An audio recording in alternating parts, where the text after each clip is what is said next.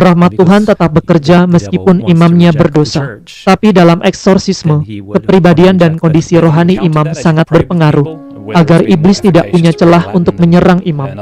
Demikianlah Romo Vincent Lampert menjelaskan. Saya menggunakan dua ritus resmi eksorsisme yang diberikan gereja. Ritus lama dari abad ke-17 dan ritus baru yang dikeluarkan pada tahun 1998. Paus Benediktus pernah memberi izin kepada eksorsis yang ditunjuk secara resmi untuk menggunakan ritus manapun. Saya sendiri menggunakan kombinasi keduanya tergantung situasi. Biasanya saya mulai dengan ritus baru, tetapi kalau saya merasa perlu kekuatan tambahan, saya akan beralih ke ritus lama, karena doa-doanya terasa lebih kuat dan tegas. Saya juga sering mendengar orang mengatakan bahwa iblis membenci bahasa Latin. Menurut saya itu benar. Bahasa Latin adalah bahasa resmi gereja, dan karena iblis membenci gereja, dia juga membenci bahasa ini. Namun bagi saya yang penting dalam eksorsisme bukan soal ritus atau bahasa. Yang paling utama adalah kesiapan rohani saya sendiri. Dalam sakramen, rahmat Tuhan tetap bekerja meskipun imamnya berdosa. Tetapi dalam eksorsisme, kepribadian dan kondisi rohani imam sangat berpengaruh. Kalau saya tidak dalam keadaan berrahmat, tidak sedang hidup dalam rahmat Allah, eksorsisme tidak akan efektif. Karena itu, sebelum melakukan eksorsisme, saya selalu mempersiapkan diri. Saya mengaku dosa, berdoa, dan merayakan Ekaristi. Saya ingin menyerahkan segalanya kepada Tuhan, agar iblis tidak punya celah untuk menyerang saya. Ada 4 tanda utama dalam kerasukan setan yang saya perhatikan. Pertama, kekuatan fisik yang tidak normal. 2, berbicara dalam bahasa asing yang belum pernah dipelajari.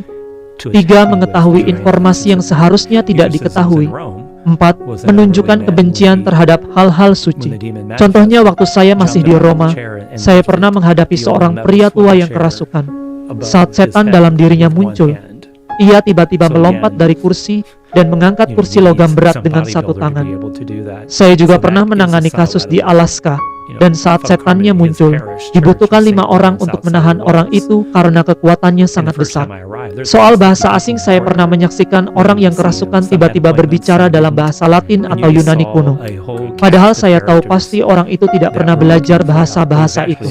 Tetapi kalau saya ragu, saya akan mengundang imam lain yang ahli dalam bahasa dan teologi untuk membantu menilai, supaya saya tidak salah mengira antara bahasa sungguhan atau sekedar suara tidak jelas. Saya juga pernah melihat roh jahat mengetahui informasi pribadi. Misalnya pernah ada seorang diakon muda yang sedang belajar di Roma, ikut hadir dalam sesi eksorsisme. Ketika setan Leviathan muncul, ia langsung menatap si diakon dan berkata, "Kau pikir kau pintar, kau cuma sekantong sampah. Hanya karena kau belajar di Roma, bukan berarti kau istimewa." Orang yang kerasukan itu sama sekali tidak kenal si diakon, tetapi setan tahu. Itulah sebabnya saya selalu menekankan bahwa eksorsisme bukan tontonan. Saya sering ditanya, "Romo, bolehkah saya ikut melihat eksorsisme?" Saya menjawab, "Tidak ada yang namanya tur eksorsisme.